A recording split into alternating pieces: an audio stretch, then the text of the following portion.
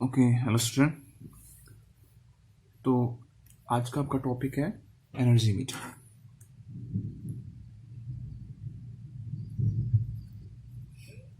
ठीक है, इससे पिछले वीडियो में हमने देखा वाट मीटर के बारे में, कैसे कि हम पावर मेजर करते हैं। ठीक है, अब एनर्जी मीटर की बारी आई। एनर्जी मीटर होता क्या है? ठीक है, एनर्जी मीटर भी पावर ही मेजर करता है, बस इसमें क्या होता है एक पॉइंट कि फिक्स इंटरवल ऑफ टाइम, मतलब किसी टाइम पीरियड के अंदर। ठीक है, पावर को ही मेजर करना है, बट किसी टाइम पीरियड के अंदर। ठीक है, मतलब किसी फिक्स टाइम, मतलब 1 घंटे में, ठीक है, 24 घंटे में, ठीक है, 24 आवर या फिर 72 आवर, मतलब किसी टाइम के बीच में आपने पावर कितना कंज्यूम किया वो दिखाता है आपका एनर्जी मीटर।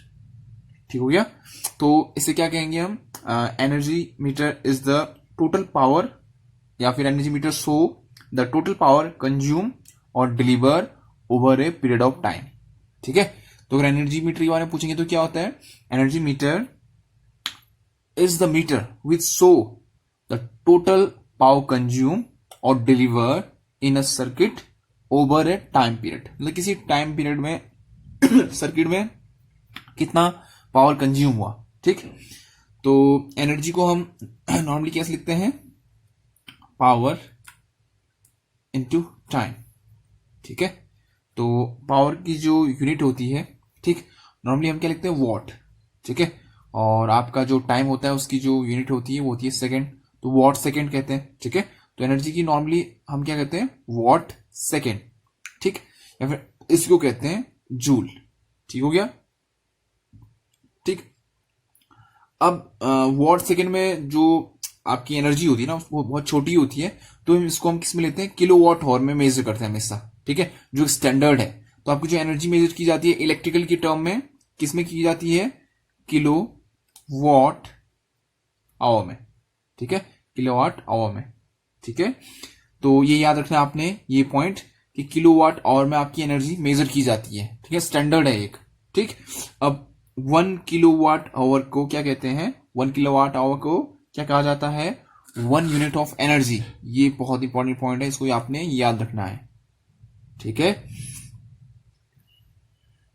ठीक है, 1 किलोवाट आवर को, ठीक है, आप क्या कहेंगे? 1 यूनिट ऑफ एनर्जी। ठीक है, मतलब अगर चेंज करोगे तो 1000 वॉट 1 घंटे में।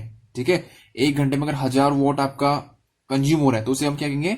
1 यूनिट आपकी खपत हो गई, 1 यूनिट आपने खर्च कर दी। ठीक है, मतलब देखो, अगर 1 किलोवाट आवर को हम क्या कह रहे हैं? 1 यूनिट ऑफ एनर्जी, इसका मतलब क्या हुआ कि आपने 1 घंटे में कितनी? 1000 वॉट ऊर्जा को क्या किया? खर्च कर दिया, तो उसको हम क्या कहेंगे? 1 यूनिट खर्च हो गई है। ठीक है, तो इसको याद रखना कि 1 यूनिट ऑफ एनर्जी क्या होती है? 1 किलोवाट आवर। ठीक है, 1 किलोवाट आवर। ठीक, तो आपके घर में जो बिजली आती है, ठीक है, तो आपका जो बिल आता है वो इसी यूनिट के बेस पर आता है कि आपने कितना यूनिट खर्च किया। ठीक है, जैसे आपके घर में 1 महीने 2 महीने जितना बिल आता है, ठीक है, तो क्या देखता है? यूनिट देखता है कि आपने कितना यूनिट खर्च किया है। फिर किससे इंटू किया जाता है यूनिट को? जितने रुपए यूनिट आपके उसमें चल रहा हो, 2.5 रुपए 3 रुपए, ठीक है, जितना यूनिट आपका चार्ज चल रहा हो उस यूनिट से आप अपने यूनिट को, सॉरी, जितना 1 यूनिट का जितना चार्ज चल रहा होगा उतने से आप अपने यूनिट को मल्टीप्लाई करोगे तो आपका उतना बिल आएगा। ठीक है, तो 1 किलोवाट आवर मतलब 1 यूनिट ऑफ एनर्जी। ठीक हो गया? ठीक, अगर चलो इसी में आगे बढ़ते हैं। 10वां है ना आप लोग को, एनर्जी मीटर क्या है? इससे हम एनर्जी मेजर कर, एनर्जी मीटर एक ऐसा डिवाइस है जिससे हम इलेक्ट्रिक एनर्जी को मेजर करते हैं या फिर पावर को मेजर करते हैं फिक्स इंटरवल ऑफ टाइम में, कि कितनी पावर यूज हुई है किसी टाइम पीरियड के अंदर। ठीक है, और इसकी जो यूनिट होती है वो क्या होती है? Kilowatt hour. ठीक है, स्टैंडर्ड है किलोवाट आवर। ठीक हो गया? और 1 किलोवाट आवर को हम क्या कहते हैं? 1 यूनिट ऑफ एनर्जी। ठीक हो गया? अब मैं एसी की बात करूं, फॉर एसी, ठीक है, फॉर अगर एसी की बात करूं तो energy measured in terms of kilowatt hour. ठीक है, किलोवाट आवर, इसको याद रखना हमेशा। फॉर एसी एनर्जी जो मेजर की जाती है किलोवाट आवर में मेजर की जाती है, स्टैंडर्ड है। और फॉर डीसी के लिए, ठीक है, फॉर डीसी के लिए energy measured in terms of ampere hour. ठीक है, एम्पियर आवर। ठीक है, आप लोगों ने अपने फोन की बैटरी देखी होगी, बोलते हैं ना इतने एमएच बैटरी है। ठीक है, जो आपका वो होता है पावर बैंक होता है, बोलते हैं इतना एमएच इसकी, 20,000 एमएच, 10,000 एमएच की बात करते हैं। ठीक है, वहां पर डीसी की बात हो रही है, तो एमएच मतलब मिली एम्पियर आवर। ठीक है, इतने घंटा इतना पावर देगी ये। ठीक है, मतलब उसकी क्षमता आपको दर्शाएगा। तो डीसी की अगर बात करेंगे तो किसमें, एम्पियर आवर। ठीक है, बोलते ना एमएच बैटरी है, फोन का 5,000 एमएच है, 4,000 एमएच है, तो वही होता है एमएच मतलब मिली एम्पियर आवर। ठीक हो गया। तो KWH की बात करें तो किलोवाट आवर। ठीक है, फॉर एसी के लिए। ठीक है, जो एनर्जी मेजर की जाती है एसी में, किलोवाट आवर में करते हैं, और डीसी के लिए किस में करते हैं, एम्पियर आवर में। ठीक है, तो मतलब ये पॉइंट आपने याद रखना है किसके बारे में, एनर्जी मीटर के बारे में। ठीक है, क्योंकि आपका जो पेपर बेस है वो आपका मल्टीपल चॉइस क्वेश्चन है, टिक मार्क है। ठीक है, तो आपको ये छोटे छोटे पॉइंट दिमाग में याद रखने हैं। ठीक है, पहली बात, 1 किलोवाट आवर को क्या कहते हैं, 1 यूनिट ऑफ एनर्जी। इसको याद रखना। एसी को किस में ना मेजर किया जाता है, एनर्जी को किलोवाट आवर में, डीसी को एम्पियर आवर में। ठीक हो गया। ठीक, आपका जो एनर्जी मीटर है वो एक इंटीग्रेटिंग इंस्ट्रूमेंट है। ठीक है, हमने जब इंस्ट्रूमेंट स्टार्ट किया था, मेजरिंग इंस्ट्रूमेंट, तो मैंने आपको इसके बारे में बता रखा है। एक होता है इंडिकेटिंग, ठीक है, एक होता है रिकॉर्डिंग, ठीक है, एक होता है इंटीग्रेटिंग। ठीक है, इंटीग्रेटिंग आपका इंस्ट्रूमेंट है। कैसा इंस्ट्रूमेंट है, इंटीग्रेटिंग। ठीक है, इसमें क्या होता है, आपका जो पावर, जो भी पावर कंज्यूम हो रखा है वो जुड़ते जाती है। जैसे आज 5 है, कुछ देर बाद 6 यूनिट, 7 यूनिट, तो इंटीग्रेट होते रहती है, बढ़ते रहती है। ठीक है, तो जितना आप यूज करते रहोगे वो इंटीग्रेट होते रहेगा, बढ़ते रहेगा, बढ़ते रहेगा। ठीक है, तो कैसा इंस्ट्रूमेंट है, इंटीग्रेटिंग। एनर्जी मीटर आपका इंटीग्रेटिंग इंस्ट्रूमेंट है, इस पॉइंट को याद रखना। ठीक है, कैसा इंस्ट्रूमेंट है, इंटीग्रेटिंग इंस्ट्रूमेंट है। ठीक हो गया। और किस प्रिंसिपल पे काम करता है, इंडक्शन के प्रिंसिपल पे काम करता है। अगर मैं एसी एनर्जी मीटर की बात करूं तो, ठीक है, इंडक्शन की प्रिंसिपल पे काम करता है, work on the principle of induction. ठीक हो गया। तो इतना आपने एनर्जी मीटर के बारे में देख लिया। ठीक है, इससे पहले हम इसके कंस्ट्रक्शन में जाए तो ये आपने दिमाग में याद रखना है। ठीक हो गया। तो एनर्जी मीटर क्या होता है, ये होता है आपका पावर कंज्यूम किसी फिक्स इंटरवल ऑफ टाइम पे। ठीक है, कि कितना आपने पावर कंज्यूम किया है वो किसी फिक्स टाइम पीरियड के अंदर। इसकी इकाई क्या होती है, किलोवाट आवर। ठीक है, और 1 किलोवाट आवर को क्या कहते हैं, 1 यूनिट ऑफ एनर्जी। ठीक है, एसी को किलोवाट आवर में मेजर करते हैं, डीसी को एम्पियर आवर में मेजर करते हैं। ठीक हो गया। चलो फिर अब आपका जो एनर्जी मीटर है, हम यहां पर बात करने वाले हैं सिंगल फेज एनर्जी मीटर के बारे में। ठीक है, जो आपके घर में लगा रहता है। ठीक है, अब तो डिजिटल आ गया है, तो कुछ समय पहले तक एक डिस्क टाइप का घूमता था, आप लोगों ने देखा होगा, घूमते रहता था, चक्की टाइप का होता था, एक ब्लैक ब्लैक मीटर सबके घर में लगा होता था। ठीक है, इस टाइप का सबके घर में देखा होगा आप लोगों ने। ठीक है, बीच में एक यहाँ पर नंबर लगे रहते थे। ठीक है, ठीक ब्लैक होता था, ब्लैक एकदम, और ये यहाँ पर एक डिस्क, उसमें कभी कभी रेड टाइप का होता था, तो घूमते रहता था डिस्क उसमें। ठीक है, ये सभी के घर में अलग, पुराने घरों में किसी ने देखा होगा, किसी घर में लगा होगा, अभी भी क्या पता। ठीक है, तो ये ब्लैक टाइप का या ब्लैक कलर का होता था। ठीक है, तो हम इसको रीड करने वाले कि इस काम कैसे करता था। ठीक है, ठीक, और इसको फिर क्यों यूज नहीं किया। ठीक है, इसके बाद जो अब चल रहे हैं वो डिजिटल। ठीक है, तो हम आज देखने वाले हैं सिंगल फेज एनर्जी मीटर। ठीक है, चलो फिर। ठीक, तो जो आपका सिंगल फेज एनर्जी मीटर की अगर बात करता हूं, सिंगल फेज एनर्जी मीटर। ठीक है, सिंगल फेज एनर्जी मीटर की बात करते हैं तो work on the principle of, जो आपके घर में जो एनर्जी मीटर लगा हुआ करता था पहले, उसकी बात कर रहे हैं। Work on the principle of, किस प्रिंसिपल पे काम करता है, इंडक्शन की प्रिंसिपल पे काम करता है। ठीक है, इंडक्शन मतलब किसी कॉइल में सब आप क्या करोगे, करंट पास कराओगे तो क्या बनता है, वो मैग्नेटिक फील्ड प्रोड्यूस करता है, इंड्यूस होता है इसमें। ठीक है, ईएमएफ इंड्यूस होते हैं। ठीक है, इंडक्शन का कहने का मतलब एक इसमें डिस्क होगा, उसमें ईएमएफ इंड्यूस होता है। अब आगे देखेंगे कि कहां पर इंड्यूस होता है ईएमएफ, और इस ईएमएफ इंड्यूस होने से क्या होता है। ठीक है, तो work on the principle of induction, ये आपने याद रखना है। ठीक है, ठीक, तो इसमें क्या होता है, ईएमएफ इंड्यूस होता है। ठीक, उस ईएमएफ के कारण एडी करंट इंड्यूस होता है, और उस एडी करंट के कारण क्या उत्पन्न होता है, डिफ्लेक्टिंग टॉर्क। ठीक है, अभी हम इसमें खाली साथ थ्योरी देख रहे हैं इसका क्या क्या होता है, अभी हम एकदम डिटेल में देखेंगे क्या क्या होता है करके। ठीक है, अभी हम ऐसे ही देख रहे हैं, ठीक, कि हल्का मोटा मोटा, फिर हम इस कंप्लीट में कौन कौन से पार्ट्स होते हैं, कैसे काम करता है वो देखने वाले। अभी हम बेसिक्स का कि होता क्या है इसके अंदर बस हल्के सा मोटा मोटा देख लेते हैं पहले। ठीक है, तो work on the principle of induction. ठीक है, इंडक्शन के कारण क्या होता है, आपका एडी करंट प्रोड्यूस होता है, ठीक है, मूविंग सिस्टम पे। ठीक, और उस एडी करंट के कारण आपका एक टॉर्क प्रोड्यूस होता है, जिस टॉर्क के कारण आपका क्या होता है, जो डिस्क लगी होती है वो मूव करती है इसमें। ठीक हो गया, चलो फिर पहले हम इसका फिगर। ओके स्टूडेंट, तो ये आपका फिगर है एनर्जी मीटर का, सिंगल फेज एनर्जी मीटर।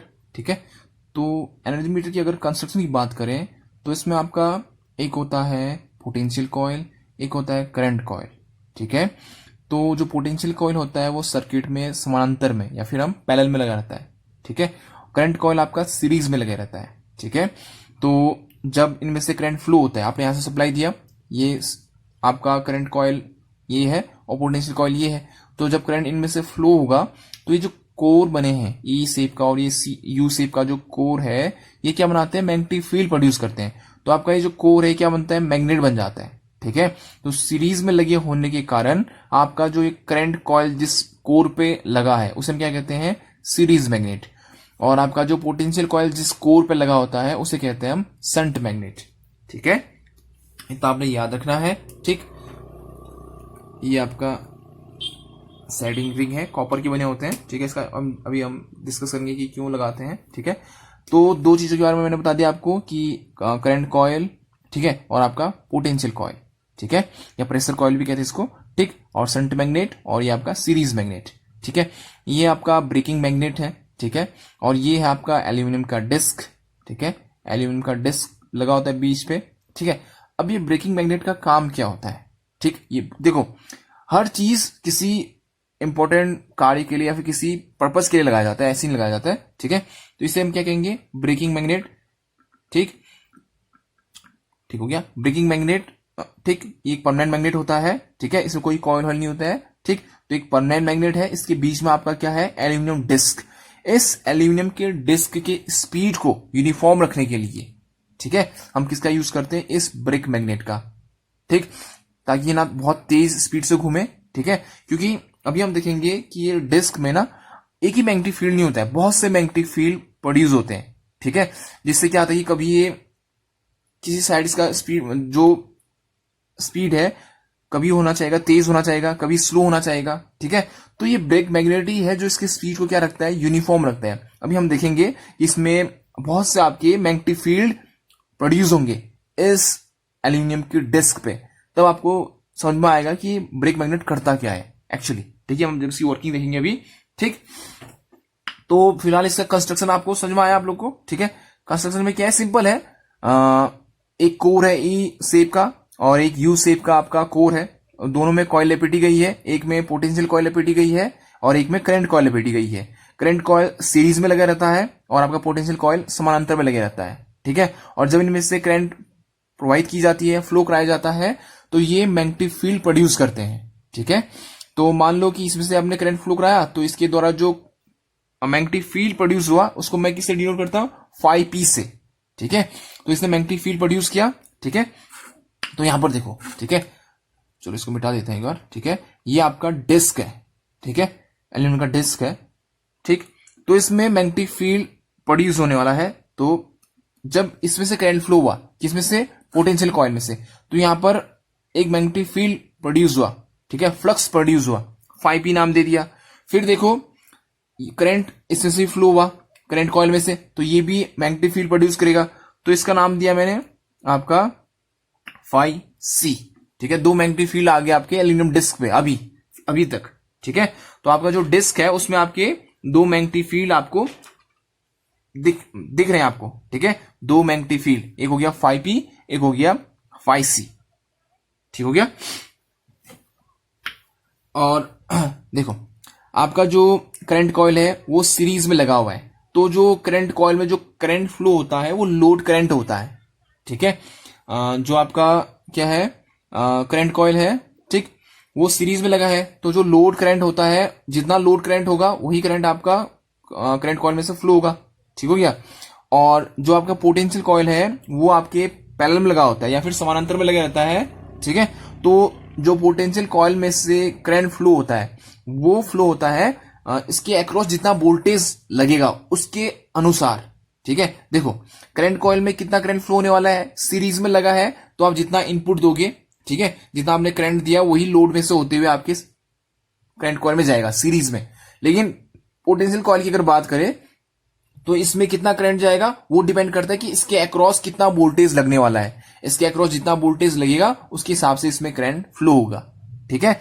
तो जितना करंट इसमें से गया उसने इस पे यहां पर क्या किया, फ्लक्स प्रोड्यूस किया, ठीक है, ठीक, 5P। और वो किसके संपर्क में आया, ये जो एल्यूमिनियम डिस्क है उसके संपर्क में आया, कॉन्टेक्ट में आया, ठीक है। फिर इसने भी अपना मैग्नेटिक फील्ड प्रोड्यूस किया, तो इसने भी फ्लक्स प्रोड्यूस किया, ये भी आपके डिस्क के कॉन्टेक्ट में आया, ठीक है। अब इन दोनों फ्लक्स के कारण, ठीक है, इन दोनों फ्लक्स के कारण आपका क्या होगा, ईएमएफ इंड्यूस होगा किस पे, डिस्क पे, ठीक है। क्योंकि देखो आपका एक कंडक्टर है, ठीक है, एक कंडक्टर रखा हुआ है और आपका एक फ्लक्स है, यहां पर फ्लक्स प्रोड्यूस हुआ है। देखो फ्लक्स प्रोड्यूस हुआ है एसी सप्लाई के कारण, ठीक है, तो फ्लक्स भी क्या होगा, प्रत्यावर्ती, ठीक है, अल्टरनेटिंग फ्लक्स होगा, ठीक। और वो फ्लक्स किसके द्वारा कट हो रहा है आपका, वो फ्लक्स कट हो रहा है आपका एल्यूमिनियम डिस्क के द्वारा, ठीक है। तो फ्राडे ने कहा था कि अगर कोई कंडक्टर आपका किसी अल्टरनेटिंग फ्लक्स को काटता है तो उस कंडक्टर में क्या होता है, ईएमएफ इंड्यूस हो जाता है, ठीक है। ये फ्राडे के लॉ, विद्युत चुंबक प्रेरण सिद्धांत के अनुसार है, ठीक है, फ्राडे लॉ ऑफ इलेक्ट्रोमैग्नेटिक इंडक्शन, ठीक।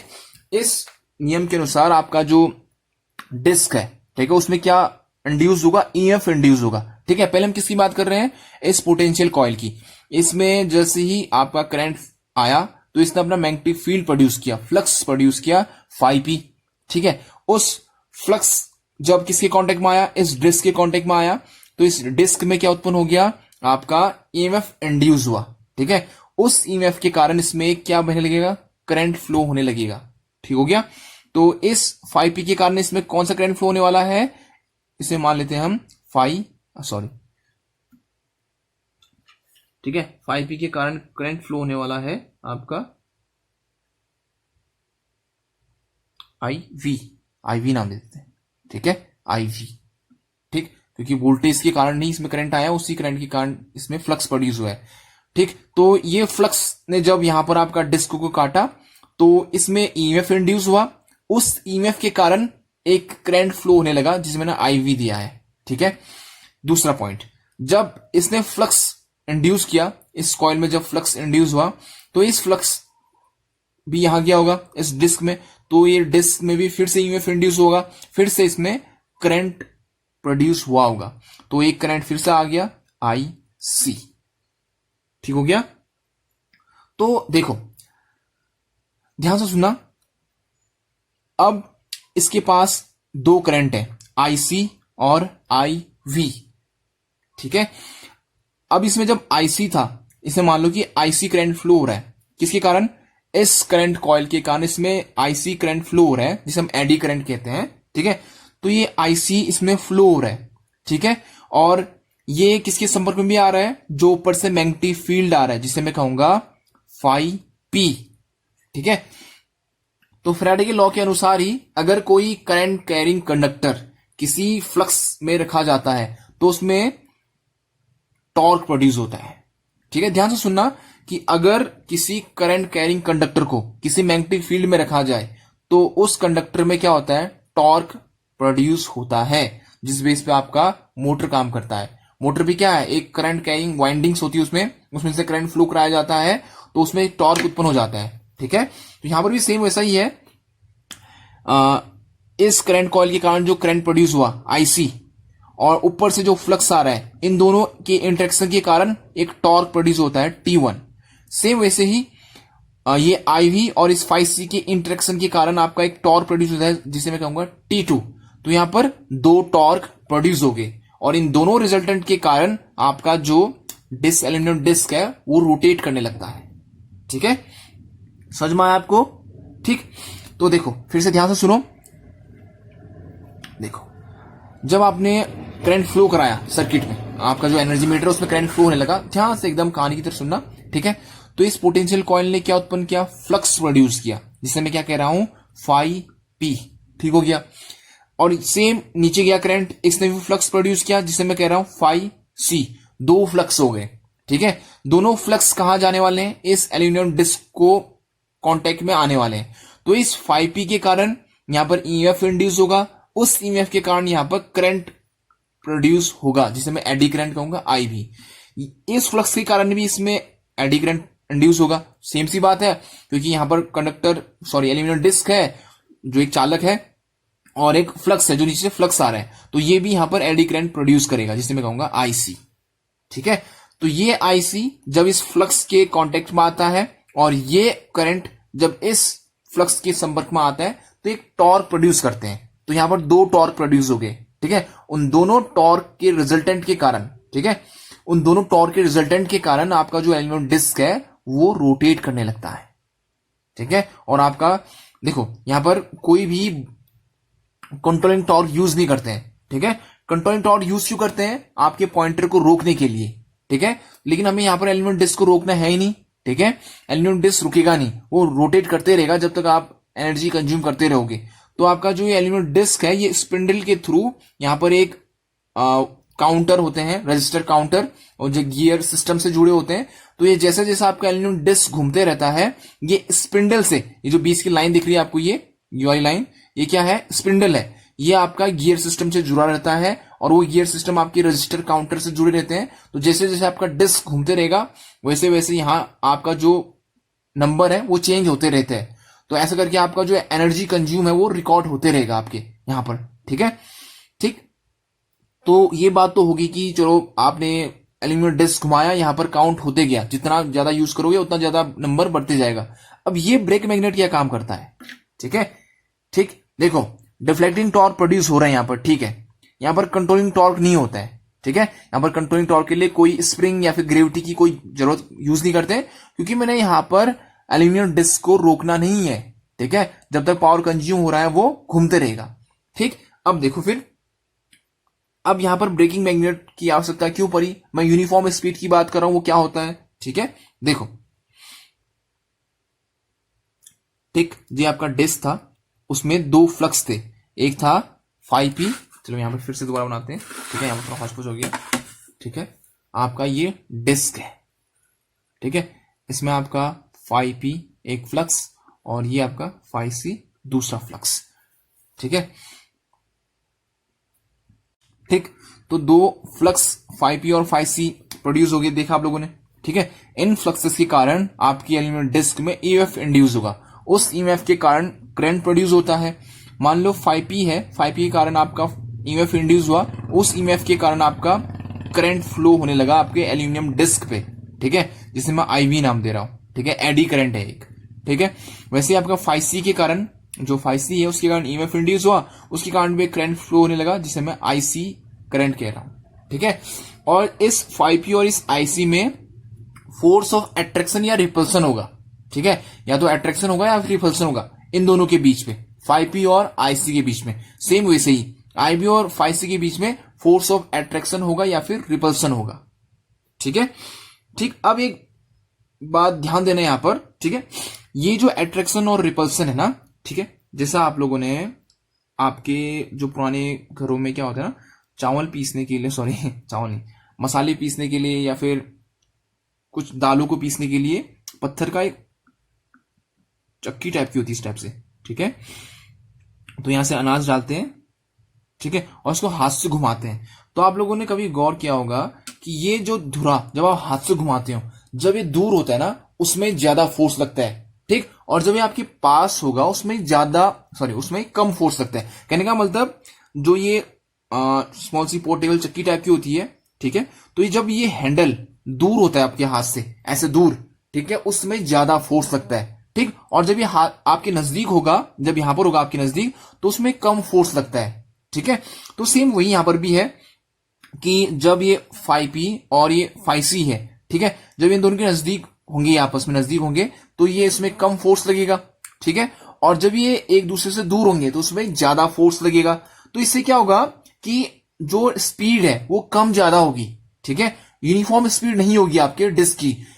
जब ये नजदीक होगा उसमें तो ये फोर्स ऑफ अट्रैक्शन रिपल्सन क्या होगा, कम होगा, लेकिन जब ये दूर होगा तो इसको तेजी के साथ इसको खींचेगा, ठीक है, इस आईसी को तेजी से अपनी ओर खींचेगा।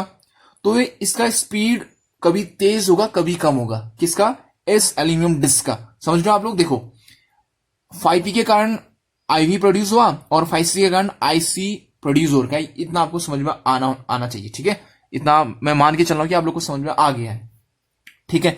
तो इस 5P और इस IC के बीच में क्या होगा, फोर्स ऑफ अट्रैक्शन या फिर फोर्स ऑफ रिपल्सन, ठीक है, या तो अट्रैक्शन होगा या फिर रिपल्सन होगा इन दोनों के बीच में। सेम वही, इन दोनों के बीच में भी अट्रैक्शन होगा या फिर रिपल्सन होगा, ठीक है। तो अब वही हैंडल की अगर मैं जिस बात किया, जब ये दूर होता है, जब ये आईसी कंपोनेंट इससे दूर होगा तो इसको और तेजी से खींचेगा, ठीक है, इन दोनों के बीच में फोर्स ज्यादा होगा। और जब ये नजदीक होगा तो फोर्स कम होगा। जब फोर्स इन दोनों के बीच में ज्यादा होगा तो ये जो डिस्क है वो और तेजी से घूमने की कोशिश करेगा। जब ये आईसी इसके नजदीक होगा इस आईपी के तो उसमें धीरे से घूमने की कोशिश करेगा। तो इस डिस्क की जो स्पीड है ना वो कम ज्यादा होगी।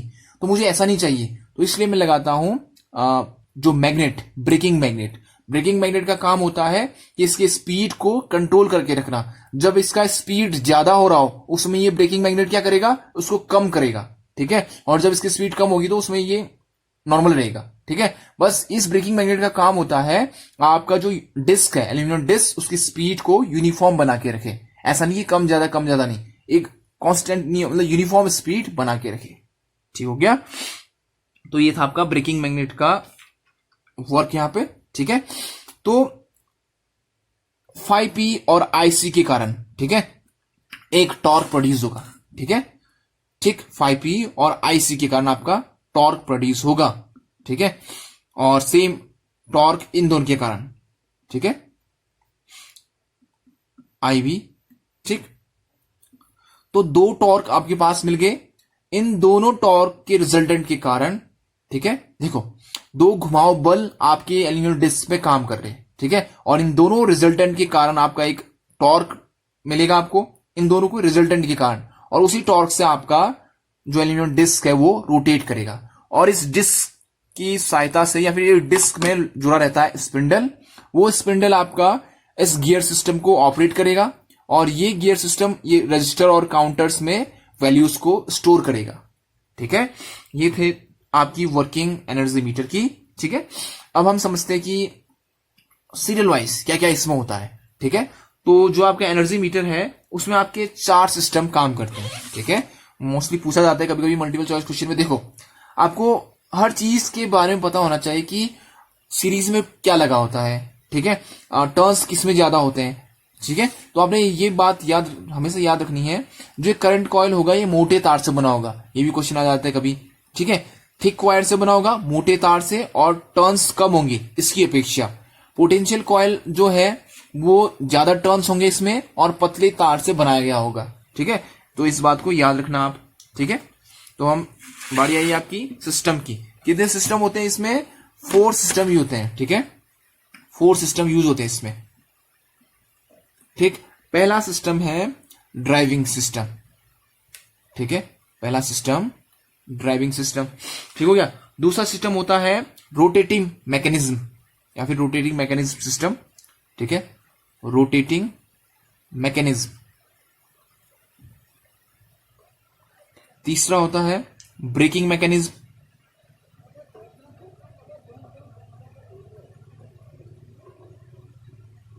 चौथा पॉइंट है आपका रजिस्टरिंग मैकेनिज्म सिस्टम, ठीक है। तो इतने आपके सिस्टम आपको देखने को मिलेंगे। ड्राइविंग सिस्टम हो गया, रोटेटिंग सिस्टम हो गया, ब्रेकिंग सिस्टम हो गया और रजिस्टरिंग सिस्टम हो गया, ठीक है। तो ड्राइविंग सिस्टम की अगर बात करते हैं, ठीक है, तो ड्राइविंग सिस्टम के लिए इसमें 2 कॉइल्स होते हैं, ठीक है। इस मतलब ड्राइविंग सिस्टम की अगर बात करते हैं तो आपका जो एनर्जी मीटर होता है उसमें 2 कॉइल होते हैं, एक को कहते हैं करंट कॉइल और एक को कहते हैं पोटेंशियल कॉइल, ठीक है। जो आपका करंट कॉइल होता है, ठीक है, 2 कॉइल होते हैं, ठीक है, एक को कहते हैं करंट कॉइल, एक को कहते हैं पोटेंशियल कॉइल, ठीक है। और करंट कॉइल कैरी करता है लोड करंट। करंट कॉइल में जो लोड करंट, ठीक, जो करंट कॉइल होता है उसमें क्या फ्लो करता है आपका, लोड करंट फ्लो करता है। देखो ये सर्किट है आपका, ठीक है, ये आपका क्या है, करंट कॉइल है, ये करंट कॉइल है। अब यहां से करंट आया, कुछ इसमें गया, कुछ यहां से होते हुए, लोड से होते हुए आपका कहां चले गया है, करंट कॉइल पे। तो करंट कॉइल में कौन सी करंट फ्लो करती है, लोड करंट। इस पॉइंट को याद रखना, ठीक है। और पोटेंशियल की बात करें, इसमें लोड करंट हो गया, ठीक है। पोटेंशियल की अगर बात करें तो potential coil carries current proportional to the supply voltage, ठीक है। ये जो पोटेंशियल कॉइल होता है इसमें कौन सा करंट फ्लो करता है, जो प्रोपोर्शनल होता है आपके सप्लाई वोल्टेज के, ठीक है। तो इसमें वो करंट फ्लो होता है जो प्रोपोर्शनल होता है आपके सप्लाई वोल्टेज की, ठीक है।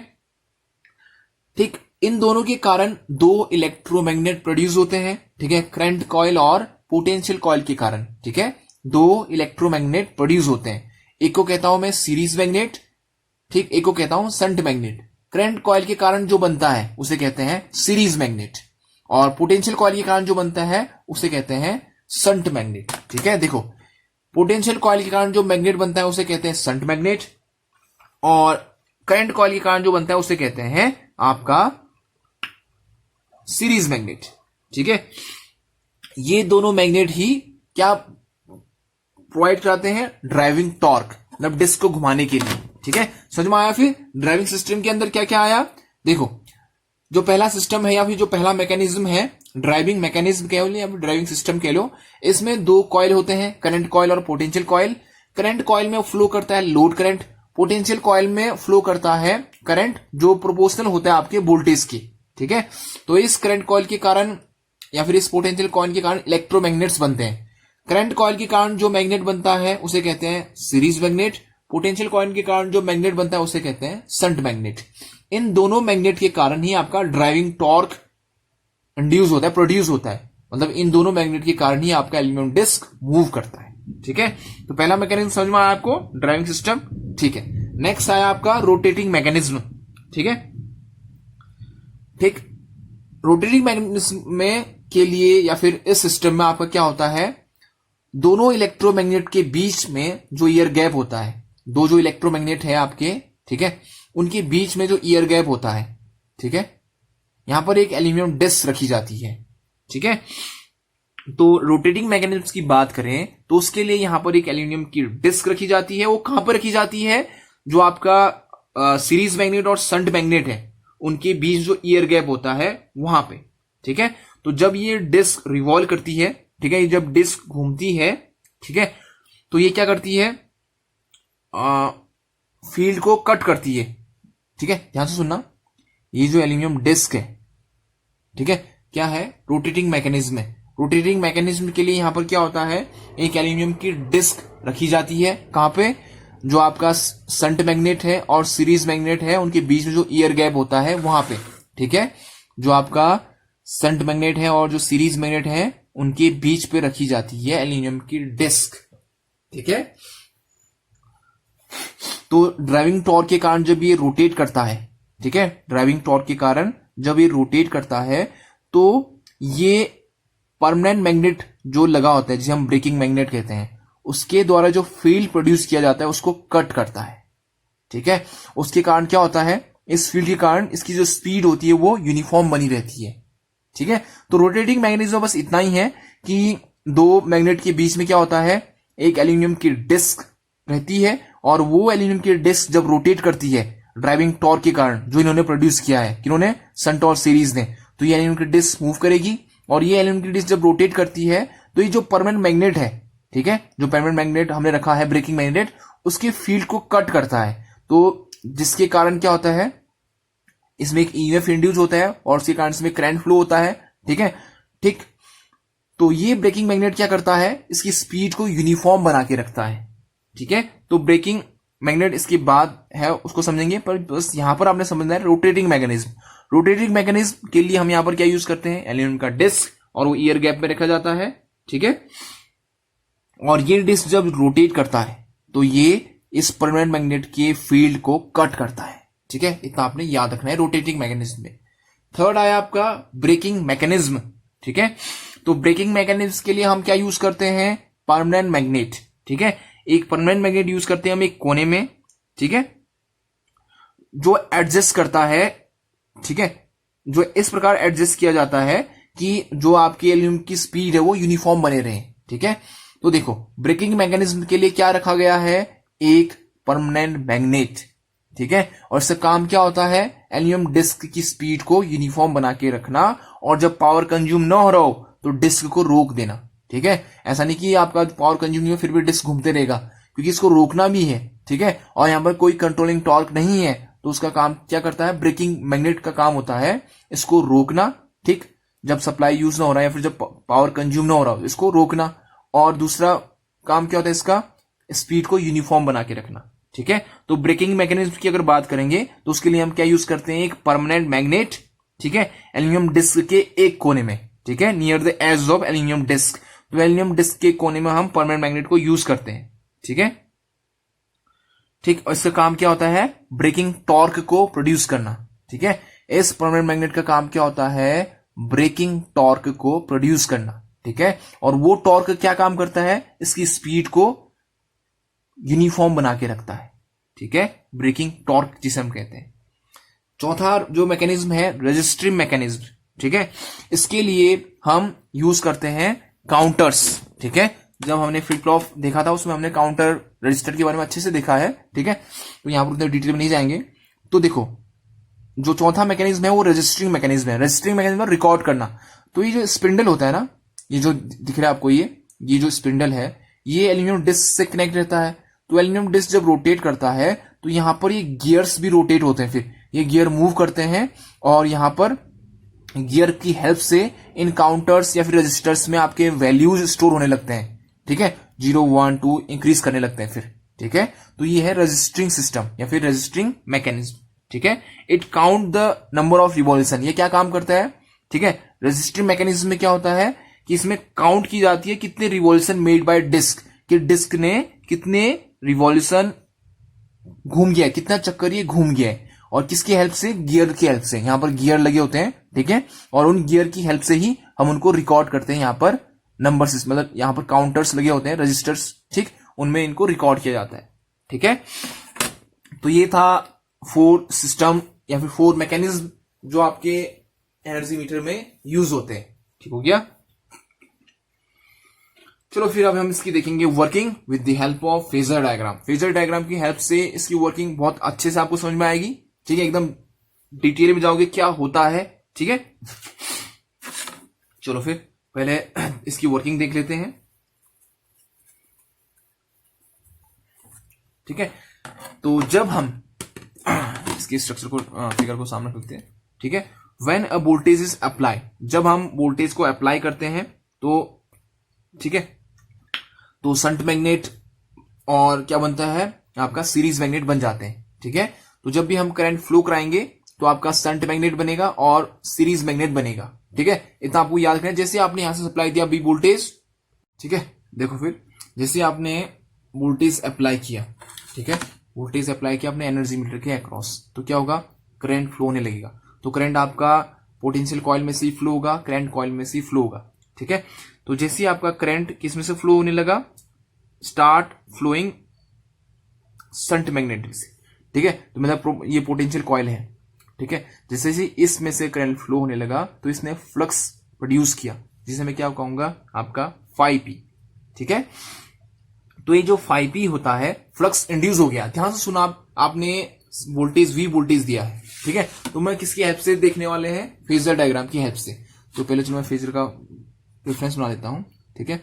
ये आपका रेफरेंस मान लिया इसको, और ये आपका v है, ठीक है, इसको v मान लेते हैं, ठीक है। तो जैसे ही आपने वोल्टेज अप्लाई किया है तो आपके जो शंट मैग्नेट ने फ्लक्स प्रोड्यूस किया phi p, और ये phi p वोल्टेज से लैग करता है अप्रोक्सीमेटली 90 डिग्री, ठीक है। और 90 डिग्री ही करे इसके लिए हम क्या यूज करते हैं, सेडिंग रिंग, ठीक है। ये जो कॉपर के बने होते हैं सेडिंग रिंग। अब ये क्यों करते हैं, ताकि आपका टॉर्क प्रोड्यूस हो सके, वो आगे देखोगे अभी आप, ठीक है। तो आपने वोल्टेज अप्लाई किया और आपका जो संट मैग्नेट है या फिर पोटेंशियल कॉइल है उसने क्या प्रोड्यूस किया, चुंबकीय क्षेत्र 5P जिसे मैंने नाम दिया, तो वो आपका लगभग 90 डिग्री होता है, तो ये हुआ 5P। तो जैसे आपने V वोल्टेज अप्लाई किया तो आपके पोटेंशियल कॉइल ने फ्लक्स प्रोड्यूस करके आपको दे दिया 5P, और ये लगभग 90 डिग्री होता है, ठीक है, लैग करता है, 90 डिग्री लैग करता है वोल्टेज से। ये आपका वोल्टेज है ये 5P लगभग 90 डिग्री, ठीक है, एग्जैक्ट नहीं, लगभग 90 डिग्री, क्योंकि कुछ ना कुछ रेजिस्टेंस होता है आपका, ठीक है। तो हम इसके लिए क्या यूज करते हैं, 90 डिग्री हो करके हम सेटिंग रिंग यूज करते हैं, ठीक है। तो ये 5P इंड्यूस हो चुका है, ठीक है, ठीक। अब जब ये 5P एल्यूमिनियम डिस्क में से, जो आपका एल्यूमिनियम का डिस्क बना है, उसके कांटेक्ट पर आएगा, तो इसके कारण क्या होगा, एक ईएमएफ इंड्यूस होगा, ठीक है। ध्यान से सुनना, ये 5P जब आपके डिस्क के कांटेक्ट में आएगा तो वहां पर क्या होगा, ईएमएफ इंड्यूस होगा, ठीक है, और वो ईएमएफ इससे 90 डिग्री पीछे होता है, ये 90 डिग्री पीछे, तो मैं इसको क्या नाम दूंगा, ईवी, ठीक है। सुना, ध्यान से सुनना, ये फ्लक्स, जो आपका फ्लक्स 5P इंड्यूस हुआ, अच्छा, ठीक है, देखो आपने वोल्टेज अप्लाई किया V, इसके कारण से आपका फ्लक्स प्रोड्यूस हुआ किसमें, पोटेंशियल कॉइल पे 5P, और इसे लगभग 90 डिग्री लैग करता है, ठीक है। और इस 5P के कारण आपका जो एल्यूमिनियम का डिस्क है उसमें एक ईएमएफ इंड्यूस होता है, ठीक है, और वो ईएमएफ क्या है, ईवी, और उससे 90 डिग्री पीछे होता है, लैग करता है, ठीक है।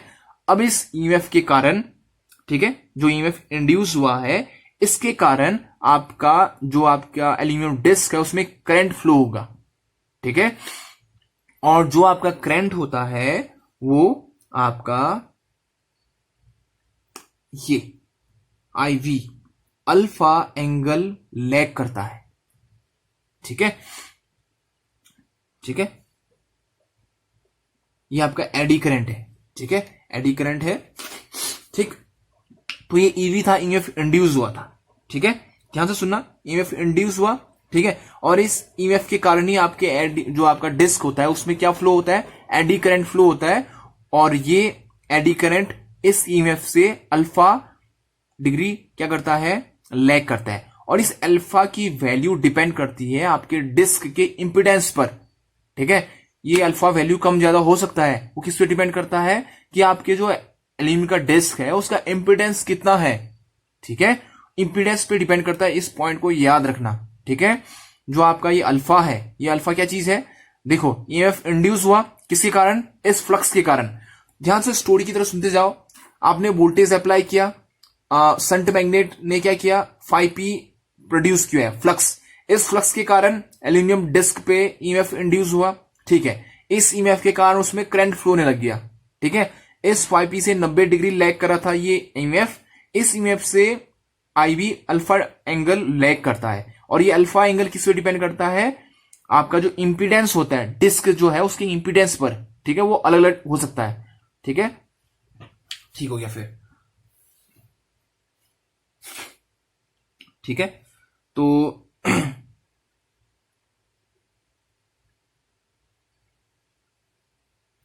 हाँ, ये हो गया आपका,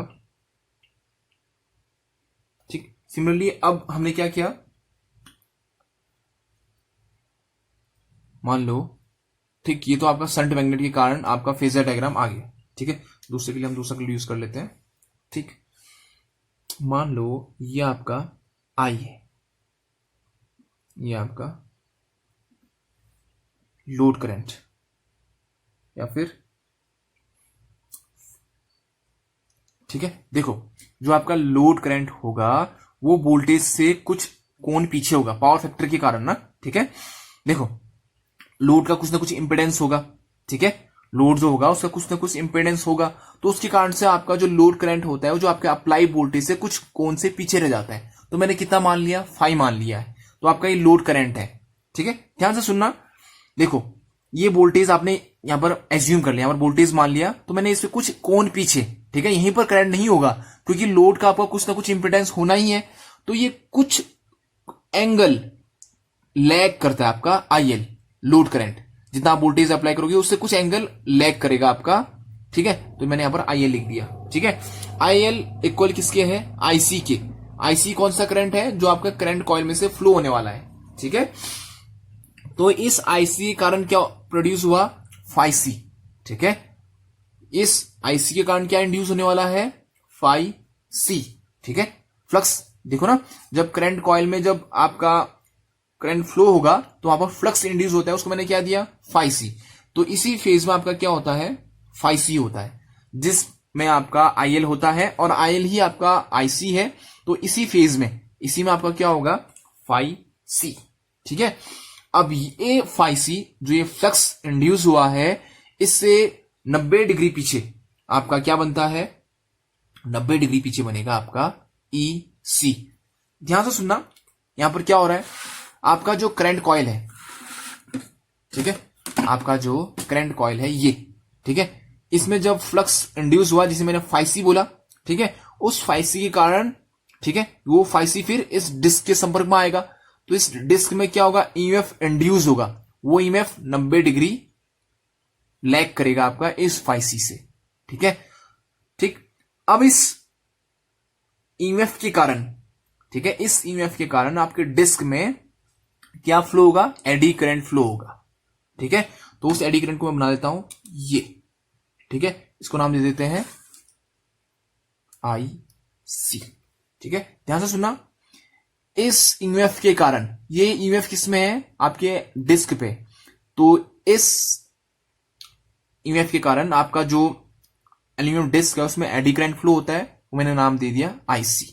और ये दोनों के बीच में एंगल क्या होगा, अल्फा ही होगा। अब अल्फा ही क्यों हुआ, क्योंकि आपका जो डिस्क है उसका इंपीडेंस तो सेम ही रहेगा ना, चाहे आप सीरीज की बात करो चाहे शंट की बात करो, तो दोनों ईएमएफ इंड्यूस कहां हो रहे हैं, डिस्क पे, दोनों का इंपीडेंस सेम है, तो जो दो करंट इंड्यूस होंगे वो सेम एंगल से लैग करेंगे, ठीक है। तो ये भी अल्फा और ये भी अल्फा।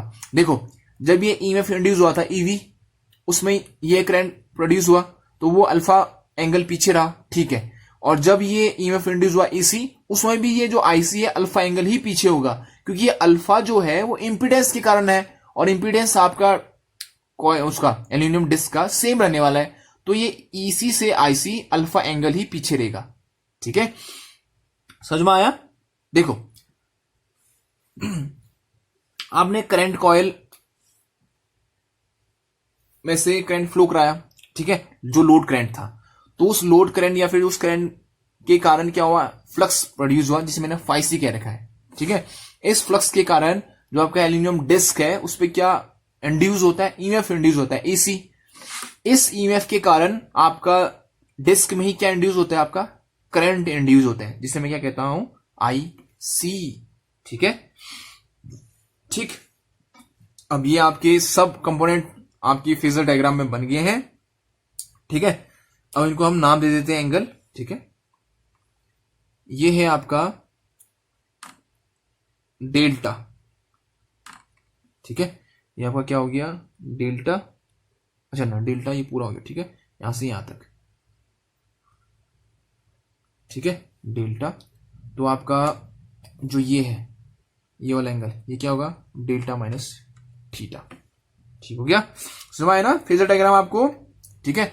एक बार अगर समझ में नहीं आया तो फिर से वीडियो रिपीट करके देखना, बिल्कुल एकदम समझ में आना चाहिए, तब आगे की कहानी आपको समझ में आएगी, ठीक है।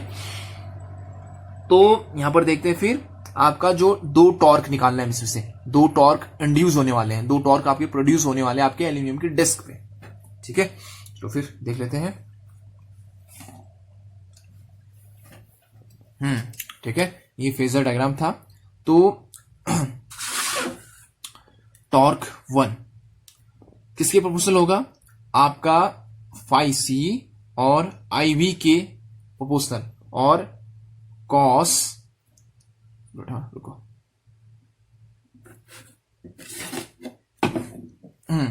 ठीक है। अब हम TD1 की बात कर लेते हैं पहले। एक टॉर्क,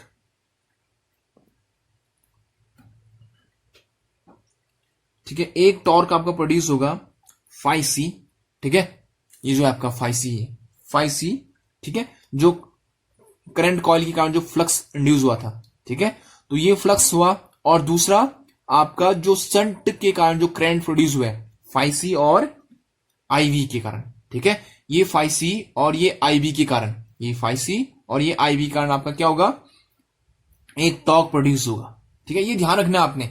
देखो ये फाई सी क्या है, फ्लक्स करंट कॉइल के द्वारा प्रोड्यूस किया हुआ। ये आई बी क्या है, करंट प्रोड्यूस किया हुआ। ये एडी करंट है, किसने प्रोड्यूस किया इसको, संट कॉइल ने, ठीक है। संट ने जो एल्यूमिनियम डिस्क में इंड्यूस किया हुआ है, ठीक। तो ये हो गया आई बी। कॉस, कोसाइन किसका, इनके बीच का एंगल। देखो फिर एंगल कितना है इनके बीच पे, ध्यान से देखना। देखो इस आई बी से मुझे कहां पहुंचना है, इस फाई सी तक। तो ये क्या आया, अल्फा, ठीक है। और फिर अल्फा के बाद ये यहां से लेकर यहां तक क्या है, 90 डिग्री। ई बी और आई फाई पी के बीच कितना है, 90 डिग्री, ठीक है। तो पहले क्या आया, अल्फा प्लस 90 डिग्री, ठीक है। यहां तक पहुंच गया मैं, ठीक है। अल्फा ले लिया, यहां से यहां तक 90 डिग्री ले लिया, ठीक है, यहां से यहां तक। अब यहां से आपका यहां तक क्या है, डेल्टा माइनस फाई। तो क्या आया, डेल्टा माइनस फाई। समझ में आया, ऐसा कैसे लिखा मैंने।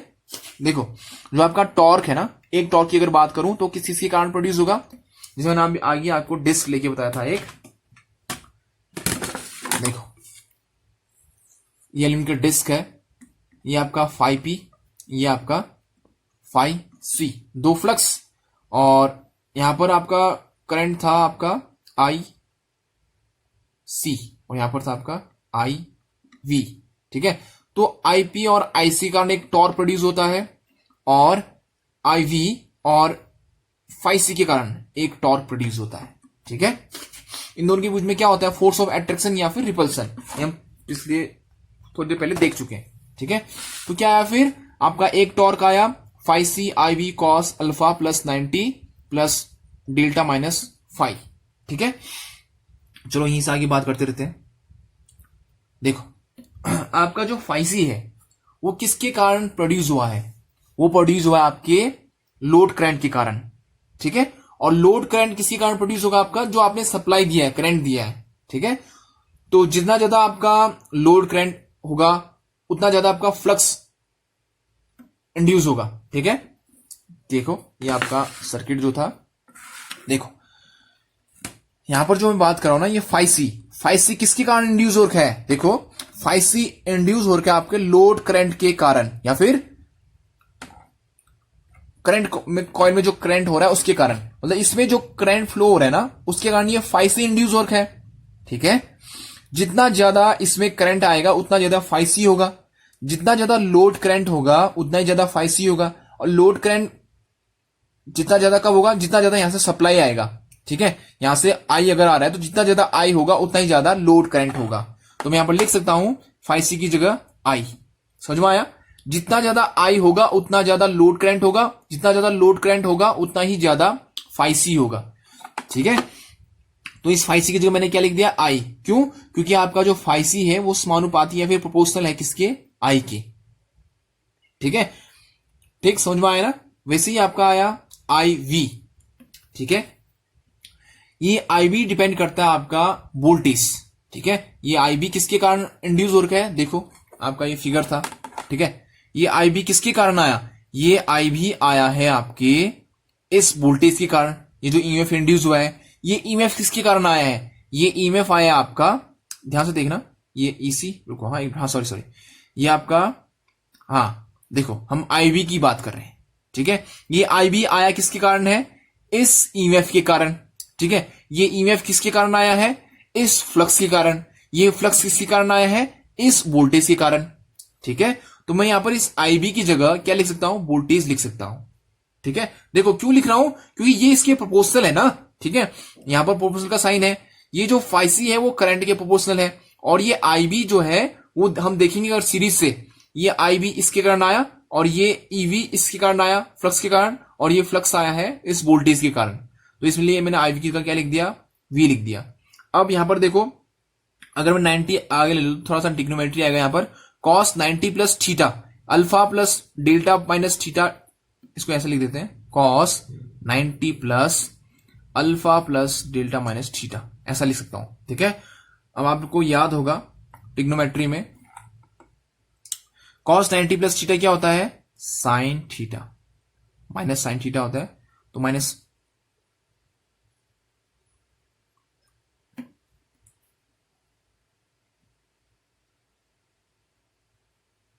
ठीक है, तो माइनस याद रखना आपने, इसमें माइनस है यहाँ पर, ठीक है, माइनस आ रहा है,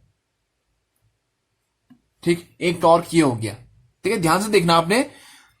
देखो ये आई वी कैसा आया समझ में आया ना आप लोग को, ठीक है। देखो मैंने फाइव सी की जगह आई क्यू लिखा है, ये यहां पर देख लो। फाइव सी जो समानुपाती होगा वो लोड करंट की होगा, ठीक है, या फिर जो उसमें से करंट फ्लो हो रहा है जिसे मैं आईसी कहता हूं, ठीक है। आईसी और आईएल दोनों बराबर है नहीं, तो मैं इस फाइव सी को क्या लिख सकता हूं, आईएल लिख सकता हूं। लोड करंट किसके समानुपाती होता है, जो आप सप्लाई दोगे, आई, ठीक है। तो मैं यहां पर लिख सकता हूं कि फाइव सी किसके समानुपाती है, सीधे आई की। तो मैं इस फाइव सी की जगह क्या लिख दिया, आई लिख दिया, फाइव सी की जगह आई लिख दिया है, ठीक है। तो वैसे यहां पर भी है आई वी की अगर बात करूं, आई वी किसके समानुपाती है, ईवी के। ईवी किसके समानुपाती है, फाइव पी के। और फाइव पी किसके समानुपाती है, वी के। तो मैं आई वी को समानुपाती लिख सकता हूं वी के। तो मैंने आई वी की जगह क्या लिखा है, वी लिखा है यहां पर। तो ये आपका एक समीकरण हो गया फर्स्ट, समझ में आया आप लोग के, ठीक है। नेक्स्ट दूसरा समीकरण,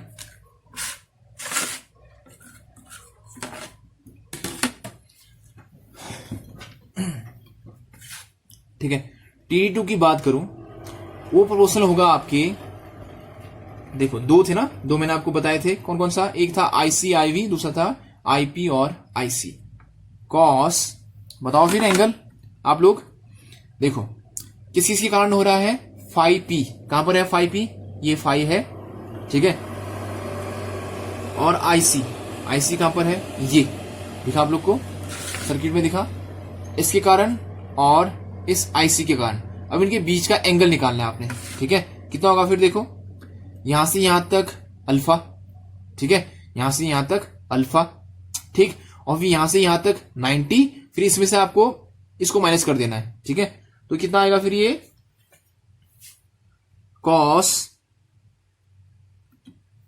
ब्रैकेट के अंदर अल्फा प्लस 90, ये हो गया अल्फा, ये प्लस आया 90, ठीक है। मुझे क्या चाहिए, ये चाहिए, ठीक है, 5p चाहिए, ठीक है। तो यहां पर आ जाएगा आपका कॉस 90 अल्फा प्लस 90 माइनस में आपका डेल्टा माइनस 5, ठीक है। देखो फिर अब ऐसा क्यों लिखा मैंने, देखो मुझे चाहिए था 5p और आईसी के बीच का कोण, ठीक है। तो आपका जो सर्किट डायग्राम है उसमें देख लो फिर आप, ये 5p और आईसी के बीच का एंगल देखना है। तो यहां से यहां तक क्या है, यहां से यहां तक है आपका अल्फा, तो यहां तक पहुंच चुका हूं मैं, अब मुझे यहां पर पहुंचना है। तो अब ध्यान से देखना, यहां से यहां तक क्या है, 90 है, ठीक है। तो मैंने 90 जोड़ दिया, अब मैं यहां पहुंच चुका हूं 5c पे, मुझे यहां नहीं पहुंचना है, मुझे यहां पहुंचना है। तो मैंने इतना एंगल माइनस कर दिया उसमें, ठीक है, वही किया मैंने। पहले मैंने प्लस 90 किया, तो 90 प्लस करते ही कहां पहुंच गया हूं मैं, 5c के पास। और 5c में से मैंने डेल्टा माइनस थीटा माइनस कर दिया, तो मैं कहां पहुंच गया, 5p के पास, ठीक है। अब यहां पर भी वही 5p किसके प्रोपोर्शनल होगा आपका, ठीक है। 5p किसके कारण प्रोड्यूस हो रखा है यहां पे, ठीक है, 5p आपका प्रोड्यूस हो रखा है v के कारण, ठीक है। और आईसी किसके कारण प्रोड्यूस हो रखा है आपका, लोड करंट, ठीक है। और लोड करंट किसके समानुपाती होता है, जैसे इससे पहले किया था, फिर से देख लो अगर समझ में नहीं आ रहा। देखो 5p आपका प्रोपोर्शनल है किसके, v के, ठीक है। तो मैं यहां पर 5p की जगह क्या लिख दिया, v लिख दिया सीधे सीधे। आईसी प्रोपोर्शनल है किसके,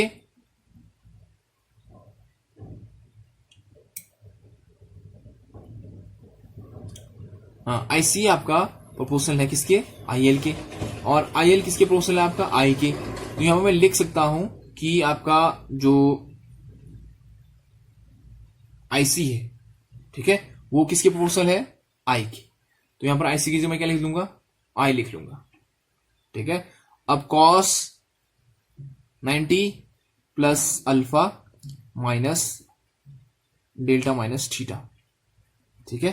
तो ये क्या आया, वी आई साइन, यह आ गया 90 प्लस डेल्टा माइनस थीटा, ठीक है। ये आया बाय माइनस का साइन, ठीक है। अब दो टॉर्क हो गया आपके पास, TD1 और TD2, दो टॉर्क आपके सिस्टम में आपने प्रोड्यूस कर दिए, ठीक है, TD1 और TD2। इन दोनों के डिफरेंस से जो टॉर्क प्रोड्यूस होगा उसके द्वारा आपका एल्यूमिनियम का डिस्क रोटेट करता है। चलो फिर वो निकालते हैं हम। TD1 minus TD2। ठीक है, यहां भी IV है, चलो पहले लिख ही लेते हैं यहाँ पे। तो TD1 और TD2 हमें निकाल रखा है, तो हम यहाँ पर उसके साइन को लेते हैं। ठीक है, माइनस साइन को नेगलेक्ट करते हैं यहाँ पे। ठीक है, तो दोनों लिख लेते हैं फिर IV sine alpha plus delta minus 5। ठीक है, minus IV sine delta minus alpha minus delta minus 5। ठीक है, हाँ ठीक, दोनों टॉर्क लिख दिया है। ठीक है, दोनों में से IV कॉमन ले लिया। IV कॉमन लिया तो अंदर क्या बचा, sine alpha plus delta minus 5, और दूसरा बचा है minus sine alpha minus delta minus 5। ठीक है, तो अगर यहाँ पर एक ट्रिग्नोमेट्री का फॉर्मूला होता है साइन A प्लस बी। अगर मैं अल्फा को A मान लूँ और इसको B मान लूँ, तो sine A plus B minus sine A minus B होता है। तो इसका फॉर्मूला क्या होता है, 2 cos A cos B। ठीक है, तो क्या होगा, IV 2 cos A। cos A क्या है, alpha, cos A 2 cos A sine B, sine क्या है, डेल्टा माइनस 5। ठीक है, अब ये जो cos का मान किस पे डिपेंड कर रहा है, अल्फा पे, और अल्फा क्या होता है आपका, डिपेंड करता है आपके एल्यूमिनियम के डिस्क पे। तो ये क्या हो गया, कांस्टेंट हो गया ये भी। ठीक है, इक्वल टू का साइन नहीं होगा, ये कांस्टेंट का साइन होगा, प्रोपोर्शनल का साइन। ठीक है, तो आपका ये जो अल्फा है ये इंपिडेंस पे डिपेंड करता है। तो एक बार आपने डिस्क ले लिया तो फिर कांस्टेंट रहेगा, वो चेंज नहीं होगा। तो इसको हम क्या मान लेते हैं, कांस्टेंट मानते हैं। तो ये कांस्टेंट हो गया, तो बचा क्या फिर सिर्फ IV साइन डेल्टा माइनस 5। ठीक है, और आपका जो हम शेडिंग रिंग लगाते हैं उसकी हेल्प से इस डेल्टा के मान को, ठीक है, 90 तक ले जाने की कोशिश करते हैं, मतलब 90 बनाते हैं। ठीक है, इस डेल्टा के मान को। तो क्या है फिर यहां पर आपका IV साइन 90 माइनस 5। ये 90 क्यों आया, क्योंकि आपका जो डेल्टा का मान है ना वो लगभग 90 के नियर होता है, और हम सेटिंग रिंग लगा के उसको 90 के नजदीक ले आते हैं। ठीक है, तो क्या है फिर ये IV कॉस आपका 5, और ये क्या चीज है आपका IV कॉस 5। ठीक है, ठीक, ये हमने देखा है, ये सिंगल फेज में क्या होता है, पावर होता है। ठीक है, तो यही पावर आपका क्या करता है, डिफ्लेक्टिंग टॉर्क प्रोड्यूस करता है। जितना ज्यादा पावर होगा उतना ही ज्यादा आपका टॉर्क प्रोड्यूस होगा। तो जो आपका टॉर्क लास्ट में आपको मिला है, ठीक है, ध्यान से देखो, जो आपको टॉर्क मिला है, ठीक, वो कितना मिला है, आपका जो एक्टिव पावर होता है। ठीक है, जितना आपका पावर होता है उतना ही आपको टॉर्क प्रोड्यूस हो रहा है। ठीक है, लास्ट केस में हमने देखा कि जो आपका टॉर्क प्रोड्यूस हुआ है वो कितना हुआ है, जितना आपका एक्टिव पावर है। ठीक है, मैंने आपको बताया था, अगर डीसी की बात करूं तो पावर VI होता है, सिंगल फेज की बात करूं तो क्या होता है, VI cos थीटा, 3 फेज की बात करूं तो √3 VI cos 5। मैंने बताया था आपको, ठीक है, कि अगर डीसी की बात करते तो पावर क्या होता है, VI, और अगर एसी की बात करते हैं सिंगल फेज तो पावर क्या होता है, VI cos 5। 3 फेज की बात करें तो √3 VI cos 5 होता है पावर ना। तो यहां पर हमारा क्या आ रहा है, टॉर्क प्रोपोर्शनल आ रहा है VI cos 5 के। तो ये क्या है, पावर है आपका। तो जितना ज्यादा पावर कंज्यूम करोगे उतना ही ज्यादा आपको टॉर्क, मतलब जितना ज्यादा पावर खपत हो रही होगी उतनी ज्यादा आपको टॉर्क मिलेगा, उतना ज्यादा आपका डिस्क घूमेगा। ठीक है, तो यहां पर आपका इसकी वर्किंग कंप्लीट होती है। ठीक है, डेरिवेशन उतना इंपॉर्टेंट नहीं है, बस इसलिए समझाया कि आपको थोड़ा सा समझ में आए, ठीक है, कि होता कैसे। ठीक है, तो ओके स्टूडेंट, यहाँ पर इसका डेरिवेशन खत्म होता है। ठीक है, और यहाँ पर आपका एनर्जी मीटर भी खत्म होता है। ठीक है, ओके स्टूडेंट।